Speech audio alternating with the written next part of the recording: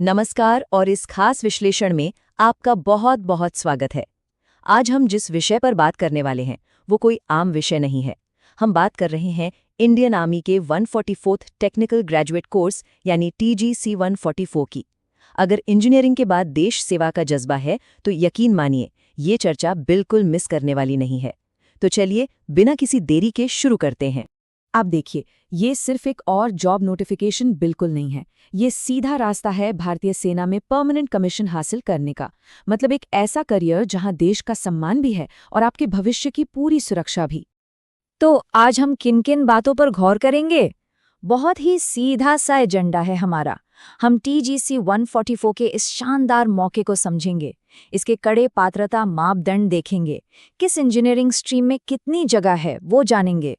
फिर हम उस कठिन चयन प्रक्रिया और IMA देहरादून की ट्रेनिंग पर बात करेंगे। और हाँ, आखिर में कमिश्निंग, रैंक और सैलरी की भी पूरी डिटेल लेंगे। तो चलिए सबसे पहले बात करते हैं भाग 1 की, TGC 144 का अवसर। आखिर ये अवसर है क्या? सीधा सा जवाब है भारतीय सेना में एक परमानेंट कमीशन पाना। जो लोग भी इसके लिए चुने जाएंगे उनकी ट्रेनिंग जनवरी 2027 में शुरू होगी, और वो भी कहाँ? देश की सबसे प्रतिष्ठित जगह भारतीय सैन्य अकादमी यानी IMA देहरादून में। ये सिर्फ एक कोर्स नहीं है, एक बेहतरीन मिलिट्री लीडर बनने का पहला मजबूत कदम है। अब आते हैं भाग 2 पर, सख्त पात्रता मानदंड। आगे बढ़ने से पहले कुछ बेसिक रूल समझ लेते हैं, और हाँ, इनमें कोई छूट नहीं है। ये एंट्री सिर्फ अविवाहित पुरुष उम्मीदवारों के लिए है। उम्र 20 से 27 साल के बीच होनी चाहिए।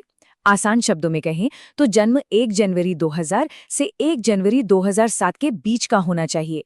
और सबसे जरूरी बात, एक नोटिफाइड इंजीनियरिंग स्ट्रीम में डिग्री होना तो मस्ट है। अब जो स्टूडेंट्स अभी अपने इंजीनियरिंग के फाइनल ईयर में हैं, शायद उनके दिमाग में सवाल आ रहा हो कि क्या वो भी अप्लाई कर सकते हैं? तो जवाब है बिल्कुल, लेकिन एक छोटी सी शर्त है। 1 जनवरी 2027 तक डिग्री पास करने का सबूत हाथ में होना चाहिए। और हाँ, तय किए गए मिनिमम कट ऑफ मार्क्स लाना भी अनिवार्य है। चलिए आगे बढ़ते हैं भाग 3 की तरफ, इंजीनियरिंग स्ट्रीम के अनुसार रिक्तियां।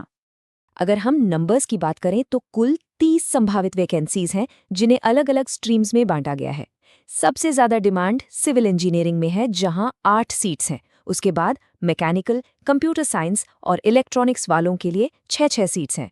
इससे बिल्कुल साफ हो जाता है कि सेना को इस वक्त किन तकनीकी खूबियों की सबसे ज्यादा तलाश है।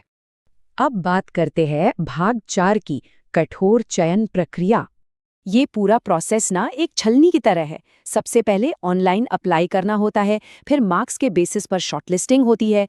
जो लोग शॉर्टलिस्ट होते हैं उन्हें 5 दिन के बेहद कड़े SSB इंटरव्यू से गुजरना पड़ता है। इसे पास करने वालों का गहन मेडिकल टेस्ट होता है, और फिर फाइनल मेरिट लिस्ट के बाद आता है वो बहुप्रतीक्षित ज्वाइनिंग लेटर। इस पूरी जर्नी की टाइमलाइन को एकदम पक्का याद कर लीजिए। मई-जून 2026 में एप्लीकेशन विंडो खुलेगी, जून में ही कट ऑफ आ जाने की उम्मीद है। फिर जुलाई से सितंबर के बीच असली इम्तिहान होगा, यानी SSB इंटरव्यूज। और जो इन सारे पड़ावों को पार कर लेंगे वो जनवरी 2027 में IMA में कदम रखेंगे। एक बात और, सेना सिर्फ तेज दिमाग ही नहीं मांगती, बल्कि गजब की फिजिकल फिटनेस भी चाहती है। अकेडमी ज्वाइन करने से पहले कुछ फिजिकल स्टैंडर्ड्स पूरे करने ही होते हैं, जैसे 10.5 मिनट में 2.4 किलोमीटर की दौड़, 40 पुशअप्स, 6 पुलअप्स और 30 सिटअप्स। साथ ही थोड़ी बहुत स्विमिंग भी आनी चाहिए। ये कोई आसान टारगेट नहीं है, पर मिलिट्री लाइफ की असली हकीकत यही है। चलिए अब देखते हैं भाग 5, IMA देहरादून में प्रशिक्षण। अब यहाँ एक बहुत ही शानदार बात गौर करने वाली है। जब कैडेट्स अपनी ट्रेनिंग कर रहे होते हैं ना, तब भी उन्हें हर महीने 56,400 रुपए का एक फिक्स्ड स्टाइपेंड मिलता है। जरा सोचिए, ये दिखाता है कि इंडियन आर्मी पहले ही दिन से अपने कैडेट्स का कितना बेहतरीन तरीके से ख्याल रखती है। पर हाँ, ये स्टाइपेंड और ये रुतबा कड़े अनुशासन की कीमत पर आता है। 12 महीने की इस पूरी ट्रेनिंग के दौरान शादी करने पर पूरी तरह रोक होती है। नियम तोड़ा तो सीधे बाहर। और एक और जरूरी बात, अगर कोई कैडेट निजी कारणों से ट्रेनिंग बीच में ही छोड़ देता है तो सरकार उससे ट्रेनिंग पर हुआ पूरा खर्च वसूलती है, जो कि करीब 16,260 रुपए प्रति सप्ताह बैठता है। अब आते हैं आखिरी और सबसे दिलचस्प हिस्से पर, भाग 6, कमिश्निंग, रैंक और वेतन। जब ट्रेनिंग सफलतापूर्वक पूरी हो जाती है तो कैडेट्स को सीधे भारतीय सेना में परमानेंट कमीशन मिलता है, और वो भी लेफ्टिनेंट की शानदार रैंक के साथ। और चूंकि ये एक टेक्निकल एंट्री है तो 1 साल की एंटी डेट सीनियरिटी भी दी जाती है, जो आगे चलकर प्रमोशन में बहुत काम आती है। करियर की ग्रोथ यहाँ बिल्कुल शीशे की तरह साफ है। शुरुआत होती है लेफ्टिनेंट की रैंक और लेवल 10 के पे स्केल से, जहां बेस पे 56,100 से शुरू होकर 1,77,500 तक जाती है।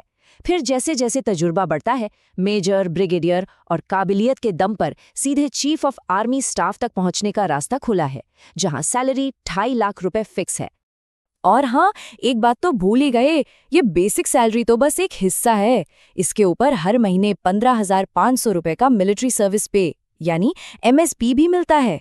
और पोस्टिंग कहाँ है उसके हिसाब से Siachen allowance, high altitude allowance, special force allowance और बच्चों की पढ़ाई तक के लिए भी अलग से अलाउंस मिलते हैं।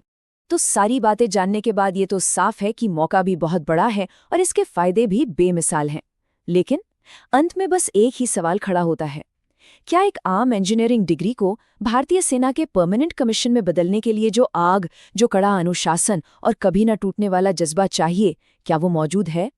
ये एक ऐसा सवाल है जिस पर गहराई से सोचने की जरूरत है। आज के इस विश्लेषण में हमारे साथ जुड़ने के लिए आपका बहुत बहुत शुक्रिया।